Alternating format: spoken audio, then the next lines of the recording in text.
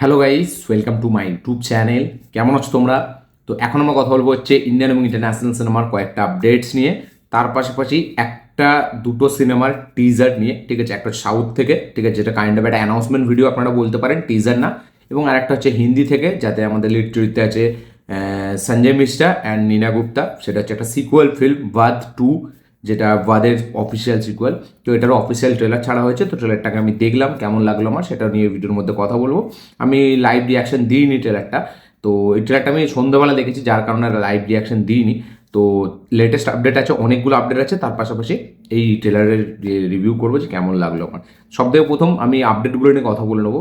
তো প্রথম আপডেটটা হচ্ছে সানি দেওয়ালের বর্ডার 2কে নিয়ে। তো বর্ডার 2 এর বক্স অফিস কালেকশন নিয়ে যদি কথা বলি, তো প্রথম উইকেন্ডে হিন্দি থেকে নেট কালেকশন তুলেছে এই সিনেমাটি, সেটা হচ্ছে 193 কোটি টাকা। ইয়েস, 193 কোটি টাকা হচ্ছে প্রথম উইকেন্ডের কালেকশন। প্রথম উইকেন্ডে 193 কোটি টাকার বক্স অফিস কালেকশন করেছে হিন্দি বেল্টে, মানে হিন্দি নেট কালেকশন বর্ডার 2 সিনেমাটি, যেটা কিনা ছাওয়া ধুরন্ধরের থেকেও অনেক বেশি। ইয়েস, প্রথম উইকেন্ডের কালেকশন হচ্ছে ছাওয়া এবং আমাদের ধুরন্ধরের থেকেও অনেক বেশি। প্রথম 3 দিনের কালেকশনেও ধুরন্ধর এবং ছাবাকে টপকে গেছে বর্ডার 2, এবং 4 দিনের প্রথম উইকেন্ডের কালেকশনও বিট করেছে। তো বর্ডার 2 সিনেমাটি আজকে, মানে সরি কালকে, মানে রিপাবলিক ডে দিন, ঠিক আছে, সেই সিনেমাটি কালেকশন করে হচ্ছে 59 কোটি টাকার। ইয়েস, 59 কোটি টাকার এই সিনেমাটা কালেকশন করে, যেখানে ধুরন্ধরের কালেকশন ছিল 4 নম্বর দিনে 23 কোটি টাকা। এবং মানে বর্ডার 2 প্রথম দিন কালেকশন করে 30 কোটি টাকা, পরের দিন কালেকশন, সেকেন্ড ডে কালেকশন করে 36 কোটি টাকা, 3 নম্বর দিন কালেকশন করে 54 কোটি টাকা, এবং 4 নম্বর দিন 59 কোটি টাকা। এবং বর্ডার 2 টোটাল 4 দিন মিলিয়ে ওয়ার্ল্ড ওয়াইডে বক্স অফিস কালেকশন করেছে ওই 247 কোটি টাকার কাছাকাছি। ইয়েস, 247 কোটি টাকার কাছাকাছি world wide box office collection করেছে এই সিনেমাটা। এবং নেট কালেকশন হচ্ছে 193 কোটি টাকার, ওই একটু 197 কোটি টাকার কাছাকাছি। এটা টোটাল ফার্স্ট উইকেন্ডের বক্স অফিস কালেকশন। তো বর্ডার 2 খুবই দারুণভাবে চলছে, এবং মানে সানি দেওয়ালকে সেলিব্রেট করছে সেই পুরনো যারা সানি দেওয়ালের ফ্যান্স বা যারা অডিয়েন্স, যারা মানে সানি দেওয়ালের পিক সময়ে যারা ইয়াং ছিল, তারা তো এখন ওল্ড হয়ে গেছে। তো সানি দেওয়াল গাদ্দার 2 দিয়ে বিভৎস লেভেলে কামব্যাক করে, তারপরে এই মানে আমাদের জাট দিয়েও একটা 100 কোটি টাকার বক্স অফিস কালেকশন দেয়, এবং বর্ডার 2 দিয়েও কিন্তু সেই নস্টালজিয়া যে ভ্যালুটা, সেটা কিন্তু সে ক্রিয়েট করতে সক্ষম হয়েছে। এবং তার পাশাপাশি কিন্তু সিনেমাটা থেকে বরুণ ধাওয়ানের কাজও কিন্তু খুব প্রশংসা হচ্ছে, এবং সানি দেওয়ালের কারণেই কিন্তু ফিল্মটা এত কোটি টাকার একটা বক্স অফিস কালেকশনও করছে।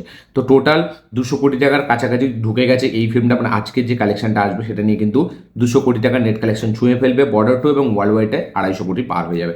তো খুব ইজিলি শোনা যাচ্ছে এই সিনেমাটা 500-600 কোটি টাকার বক্স অফিস কালেকশন করে নেবে। এবং ধুরন্ধরের থেকেও কিন্তু বক্স অফিস ব্যাপক এই মুহূর্তে, মানে যদি আমি দেখি ডে ওয়াইজ, ধুরন্ধরের থেকেও কিন্তু খুব ভালো কালেকশন করছে।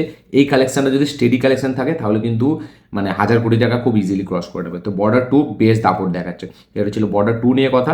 নেক্সট যেটা কথা বলবো সেটা হচ্ছে মৃণাল ঠাকুর এবং এসটিআরকে নিয়ে, সিলম্বরম এসটিআর। তো আমাদের এই ড্রাগন সিনেমার যে ডিরেক্টর, যার নাম হচ্ছে আশাদ মারিমুথুর, ঠিক আছে, যে আমাদের ওই ইয়েকে প্রদীপ রাঙ্গানাথনকে নিয়ে এবং কায়ডু লোহার যাতে ছিল। তো ড্রাগন হয়েছে সিনেমাটা, যেটা 2025-এর খুবই একটা ব্লকবাস্টার সিনেমা। তো ওই সিনেমার ডিরেক্টর, যার নাম হচ্ছে আসাদ মারিমুথুর, সে একটি সিনেমা বানাচ্ছে এসটিআর এবং মৃণাল ঠাকুরকে নিয়ে, যেটা কিনা মানে যেটার মাধ্যম দিয়ে মৃণাল ঠাকুরের তামিল ইন্ডাস্ট্রিতে ডেবিউ হবে। এবং এই ফিল্মটা কি হবে সেটা তো এখনো জানা যায়নি, বাট ড্রাগন যেই সিনেমাটা আপনারা যদি দেখে থাকেন, তো মনে হচ্ছে ওই রকম টাইপেরই একটা রমকম সিনেমা হবে। ঠিক আছে, তো এই সিনেমাতে মৃণাল ঠাকুর এবং সিলম্বরম এসটিআর তারা থাকতে চলেছে। সিনেমার ডিরেক্টর হচ্ছে ড্রাগনের ডিরেক্টর। তো মৃণাল ঠাকুর এটার মাধ্যমে তার তামিলে ডেবিউ হচ্ছে। তো আপনাদের কি বক্তব্য এটা নিয়ে অবশ্যই কমেন্টে লিখে জানাবেন। নেক্সট যেটা আপডেট সেটা হচ্ছে এনটিআরকে নিয়ে। তো দেবরা 2, এনটিআরের দেবরা ফিল্ম, যেটা 2025-25 এসেছিল, সরি 25-এ এসেছিল না, 2024-এ এসেছিল, ঠিক আছে। তো দেবরা, সেটার অফিসিয়াল পার্ট 2 দেবরা 2 হবে। এটা তো আমরা সকলেই জানতাম, ফিল্মের ক্লিফ হ্যাঙ্গার সেরকমই রাখা হয়েছিল। তো প্রথমে শোনা গেছিলো যে এই সিনেমাটা হবে না, কারণ যেই হিসেবে সিনেমাটার বক্স অফিস হওয়া উচিত সেই হিসেবে হয়নি। বাট তাও কিন্তু বিভৎস একটা কালেকশন করেছিল ফিল্মটা, 400-500 কোটি টাকার কাছাকাছি। তো দেবরা 2 অনেক সময় শোনা গেছিলো সেল হয়ে যাবে, বাট প্রডিউসার নাগা ভামসি সে কিন্তু মানে করেছে, না সরি দেবরার প্রডিউসার মেবি, হ্যাঁ না, নাগা ভামসি সেই ছিল। তো সে কিন্তু জানিয়েছে যে আমাদের দেবরা পার্ট 2 কিন্তু হচ্ছে। ইয়েস, দেবরা পার্ট 2 হবে, এটা কিন্তু সে কনফার্ম করেছে। এবং পরে 2027 সালে নাকি সিনেমাটা রিলিজ হবে। এই সিনেমাটা শুটিং কিন্তু চালু হতে যাচ্ছে আমাদের মে মাস থেকে। ইয়েস, দেবরা 2 এর মে মাস থেকে শুটিং চালু হতে যাচ্ছে। আপনারা কি বক্তব্য এটার উপর, যে দেবরা যারা যারা দেখেছেন তারা কি মানে তাদের কি বক্তব্য, তারা কি দেবরা 2 দেখতে চায়, এবং দেবরা 2 এর জন্য কারা কতটা এক্সাইটেড, এবং দেবরা আপনাদের কিরকম লেগেছিল অবশ্যই কমেন্টে লিখে জানাবেন। নেক্সট যেটা আপডেট সেটা হচ্ছে ওয়েলকাম টু দ্য জঙ্গলকে নিয়ে। তো ওয়েলকাম টু দ্য জঙ্গল এই সিনেমাটা রিলিজ হবে কিন্তু 26শে জুন। ইয়েস, 26শে জুন রিলিজ হতে চলেছে ওয়েলকামের পার্ট 3, যেটা একটা বিশাল হিউজ একটা স্টার কাস্ট আছে এই সিনেমাটাতে। ঠিক আছে, এই সিনেমাটার বাজেট এবং অনেক কাস্ট আছে এই সিনেমাটার মধ্যে, সব কিছুই বেশি এই সিনেমাটার জন্য। তো আমাদের 26শে জুন এই সিনেমাটা রিলিজ হচ্ছে। তো কারা কারা কত এক্সাইটেড ওয়েলকাম টু দ্য জঙ্গলকে নিয়ে, ওয়েলকাম 3 নিয়ে, অবশ্যই কমেন্টে লিখে জানাবেন। নেক্সট যেটা আপডেট সেটা হচ্ছে আমাদের কার্থির ভাব হাতিয়ার বলে সিনেমাটাকে নিয়ে, যেটা রিসেন্টলি রিলিজ হলো। এই সিনেমাটা বক্স অফিসে অতটা ভালো পারফর্ম করেনি। তো এই সিনেমাটা ওটিটিতে আসছে খুব শিগগিরই। ইয়েস, খুব শিগগিরই কিন্তু এই সিনেমাটা ওটিটিতে রিলিজ হবে। থিয়েটারে রিলিজ হওয়ার 17 দিন পরেই কিন্তু চলে এসছে এই সিনেমাটা ওটিটিতে। ইয়েস, খুব শিগগিরই রিলিজ হতে চলেছে, ডিজিটাল রিলিজ হচ্ছে সিনেমাটা আমাদের ভাব হাতিয়ার। তো যারা যারা এই সিনেমাটা দেখেননি অবশ্যই দেখে নেবেন। অবশ্য আমাদের এখানে রিলিজও হয়নি, ঠিক আছে। তো হিন্দি, তামিল, তেলুগু সব ভাষাতে রিলিজ হবে ডিজিটালে। 17 দিনের মধ্যেই চলে আসছে কার্তির নেক্সট সিনেমা ডিজিটাল রিলিজ, যেটা হচ্ছে ভাব হাতিয়ার, মানে যেই সিনেমাটা অলরেডি থিয়েটারে রিলিজ হয়েছে এবং বক্স অফিসে ভালো পারফরমেন্স দেখাতে পারেনি।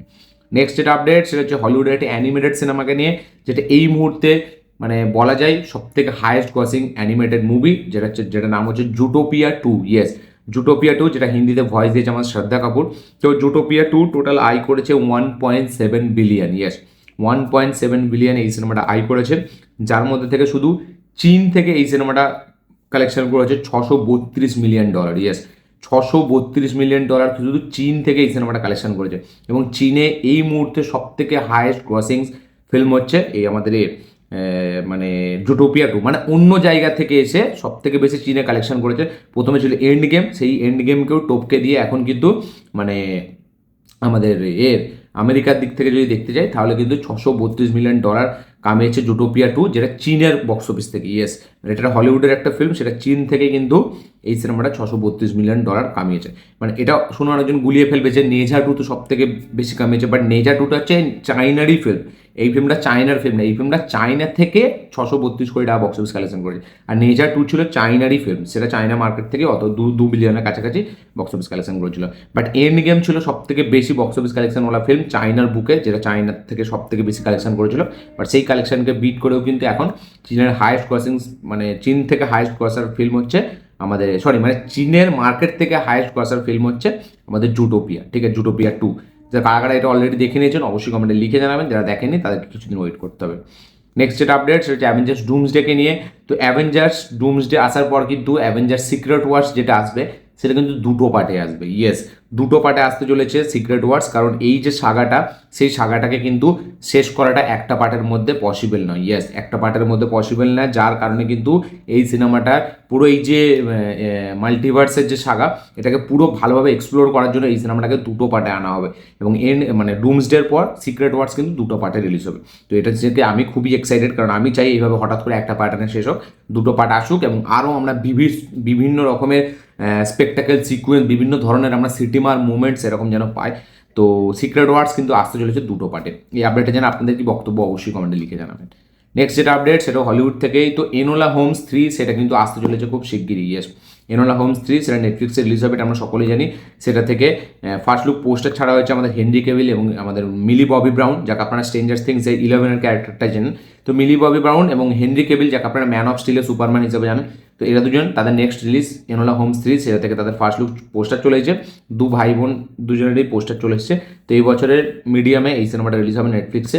তো এনোলা হোমস নিয়ে কারা কারা কত এক্সাইটেড অবশ্যই কমেন্টে লিখে জানাবেন।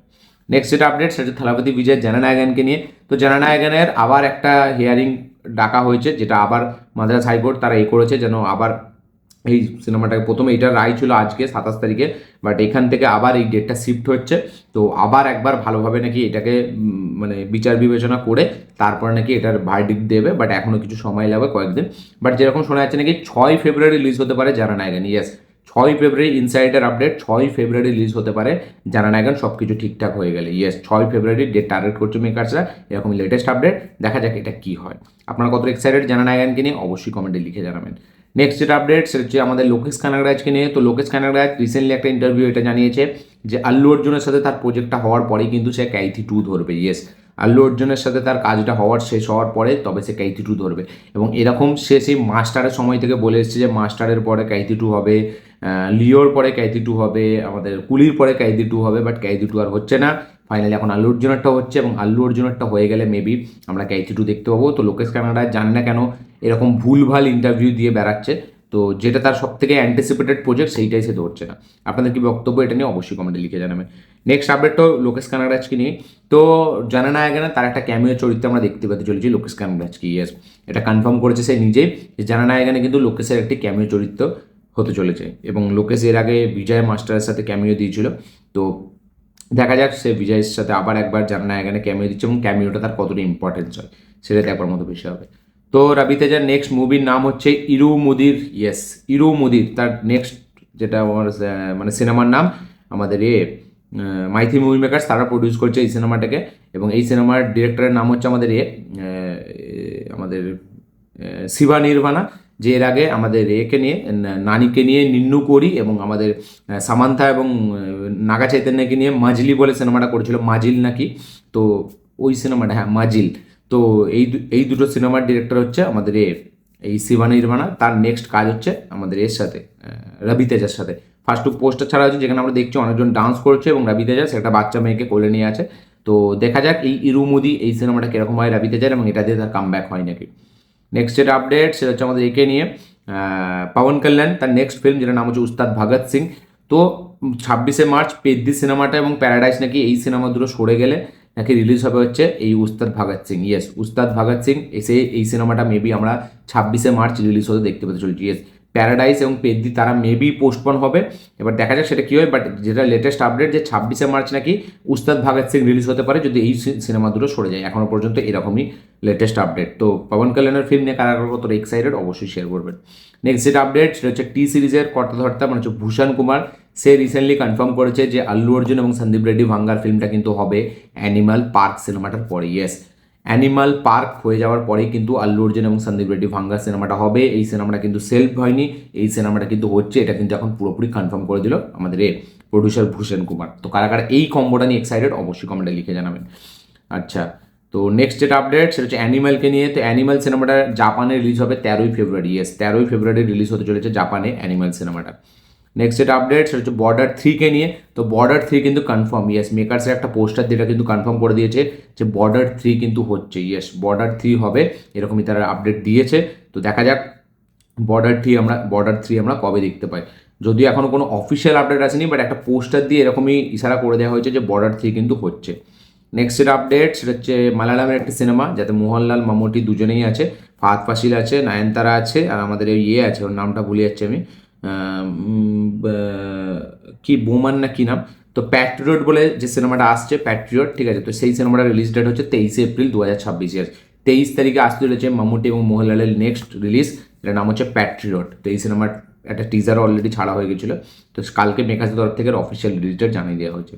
নেক্সট যেটা আপডেট সেটা হচ্ছে কাজলকে নিয়ে। তো কাজলের সাথে কথাবার্তা হচ্ছে আল্লু অর্জুন অ্যাথলিট ফিল্মটার জন্য। ইয়েস, কাজলকে মেবি আমরা দেখতে পেতে চলেছি আল্লু অর্জুন অ্যাথলিট এই ফিল্মটাতে। তো দেখা যাক সেটা ফাইনালি কনফার্ম হয় নাকি। নেক্সট যেটা আপডেট সেটা হচ্ছে ধুরন্ধরকে নিয়ে। ধুরন্ধরের বক্স অফিস একটা রিপোর্ট দেওয়া ছিল যে ধুরন্ধর কিন্তু অলরেডি 900 কোটি টাকার যে box office collection, Hindi net collection, সেটার কিন্তু খুব কাছাকাছি আছে। ইয়েস, আর 10 কোটি টাকা হলে কিন্তু 900 কোটির একটা ক্লাব খুলে দেবে ধুরন্ধর। ধুরন্ধর এমন সিনেমা প্রথম হবে যেটা 900 কোটি টাকার ক্লাব খুলবে বলিউডের তরফ থেকে হিন্দি নেট কালেকশনের দিক থেকে। ইয়েস, অলরেডি 800 কালেকশন খুলেছিল পুষ্পা 2, সেটাকে বিট করে দিয়েছে অলরেডি ধুরন্ধর। তো দেখা যাক এবার 900 কোটি টাকার ফাইনালি বক্স অফিস কালেকশনটা ধুরন্ধর খুলতে পারে নাকি। 10 কোটি টাকার আর তফাৎ আছে, 10 কোটি টাকা হয়ে গেলে 900 কোটি টাকার বক্স অফিস কালেকশন হয়ে যাবে নেট কালেকশনের দিক থেকে। তো নেক্সট যেটা আপডেট সেটা হচ্ছে আমাদের একে নিয়ে। না, এই ছিল টোটাল আপডেট আজকের, আর আপডেট নেই। এবার আছে আমাদের ওই মানে টিজার এবং ট্রেলারটাকে নিয়ে। তো টিজারটা হচ্ছে আমাদের একে নিয়ে, ওই বিজয় দেবরকোন্ডার ফিল্ম যেটার নাম হচ্ছে রানা বুল্লা না কি নাম, ঠিক আছে, আমি এই মুহূর্তে নামটা দেখতে পাচ্ছি না, আমি ছিল মেবি আমি ডিলিট করে দিয়েছি, পোস্টারটা আমার কাছে ছিল। তো ওই মাইথি মুভি মেকার্স তারা এই ফিল্মটাকে প্রডিউস করেছে। তো এই সিনেমাটার একটা এসেছিলো কালকে অ্যানাউন্সমেন্ট ভিডিও, যাতে এই ফিল্মটাতে আমরা রশ্মিকাকেও দেখতে পেতে চলেছি। তো এই সিনেমাটা আমাদের রিলিজ হবে হচ্ছে 11ই সেপ্টেম্বর। এই গল্পটা হতে চলেছে একটা পিরিয়ডিক ফিল্ম হতে চলেছে এই ফিল্মটা, যেটা আমাদের ইন্ডিপেন্ডেন্সেরও আগের গল্প আমরা যেটা দেখতে পাবো, যাতে বিজয় দেবরকোন্ডা মেবি একটা ওয়ারিয়ারের চরিত্রে তাকে আমরা দেখতে পাবো, যেখানে ইংরেজদের অত্যাচার হচ্ছে এবং সেই অত্যাচারটাকে রুখতেই আসছে একটা যোদ্ধা, যেটা 1800 কত সালের আমরা গল্প দেখতে পেতে চলেছি। এখানে রশ্মিকা মান্দানা বিজয়ের অপোজিটে থাকতে চলেছে এবং রশ্মিকা মান্দানার সাথে এটা মানে আমাদের বিজয়ের third collaboration, yes, dear comrade এবং আমাদের ওই সিনেমাটার পর থেকে আমি নামটা ভুলে যাচ্ছি, প্রথমের যে সিনেমাটা, তারপরে এটা তাদের থার্ড কোলাবোরেশন।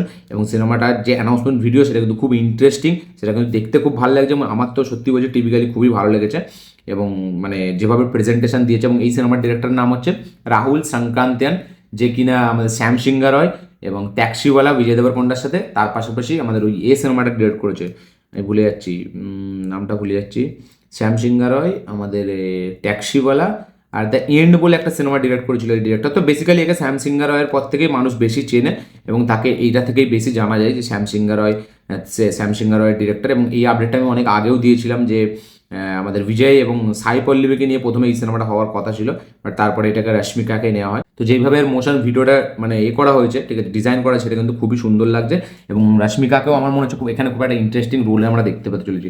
আমি ফিল্মটার নামটা ভুলে যাচ্ছি, পোস্টারটা আমার কাছে ছিল, এক সেকেন্ড আমি নামটা বলে দিচ্ছি ফিল্মটার। তো আর দিয়ে কি নাম আছে আমি দেখলাম তখন, কোনো কারণে আমি সেটাকে করেছি, রানা বুল্লা না এরকম একটা কি নাম আছে, এক সেকেন্ড আমি বলে দিচ্ছি এক্ষুনি কী নাম আছে।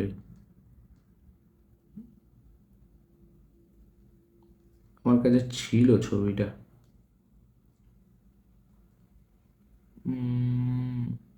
হ্যাঁ, ছবিটার নাম হচ্ছে রানা বলি। রানা বলি এই সিনেমাটার নাম, যেটা আমাদের রাহুল সংক্রান্তি ডিরেক্ট করেছে। বাট সিনেমাটার যে ব্যাকড্রপ, যে গল্পটা আমরা দেখতে পেয়েছি পিরিয়ডিক, সেটা কিন্তু খুব ইন্টেন্স হতে চলেছে। এবং বিজয় দেবরকোন্ডার ব্যাক টু ব্যাক দুটো ফিল্ম, আরেকটা যেটা আছে আমাদের রাউডি জানার্দন, দুটোরই কিন্তু লুকস খুব প্রমিসিং, দুটোরই কন্টেন্ট কিন্তু খুব স্ট্রং হতে চলেছে এরকম দেখে মনে হচ্ছে।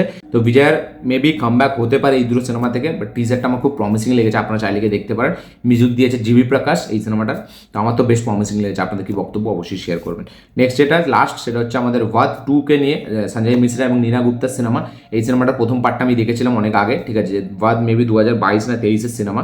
তো আমার খুব ভালো লেগেছিল, এটা থ্রিলার সিনেমা এবং সঞ্জয় মিশ্রার ক্যারেক্টারটা খুব দারুণ পারফরমেন্স দিয়েছিল। ওখানে ভিলেন ছিল আমাদের ওই সৌরভ সাজদেবা, যাকে খুন করা হয়েছিল। তো এখানে গল্পটা আমরা দেখতে পাচ্ছি যে একটা খুব ডেঞ্জারাস ক্রিমিনাল যাকে জেলে রাখা হয়েছিল, তো সে হঠাৎ করে নিখোঁজ হয়ে যাচ্ছে।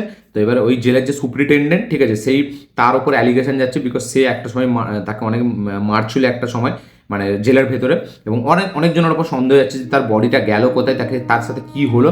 বাট এবার এখানে আমার এই সঞ্জয় মিশ্রের ক্যারেক্টারটা আছে সবজি বিক্রি করে, তো তার ওপরও সন্দেহ যাচ্ছে। তো আলটিমেট কে করেছে ঘটনাটা এবং সঞ্জয় মিশ্রের সাথে কি কানেকশন, সেটা আমরা এই গল্প ফিল্মটার মধ্যে দেখতে পেতে চলেছি।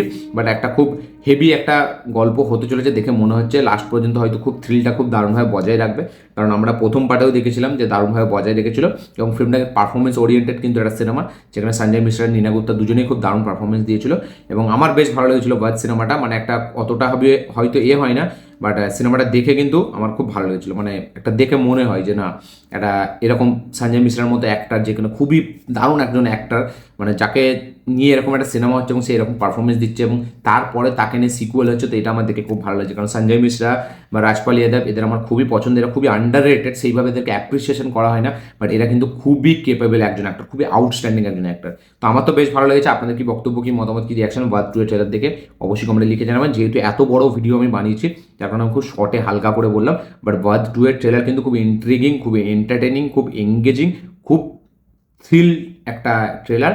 এবং ওই যেটা বললাম যে রানা বলি যেটা টিজার, যেটা অ্যানাউন্সমেন্ট ভিডিও আমাদের বিজয় দেবরকোন্ডা, সেটাও কিন্তু খুব ইন্টেন্স, খুব রাগেড, খুব র একটা টিজার হয়েছে। তো এই ছিল আমার টোটাল আপডেট এবং টিজার রিভিউ, ট্রেলার রিভিউ।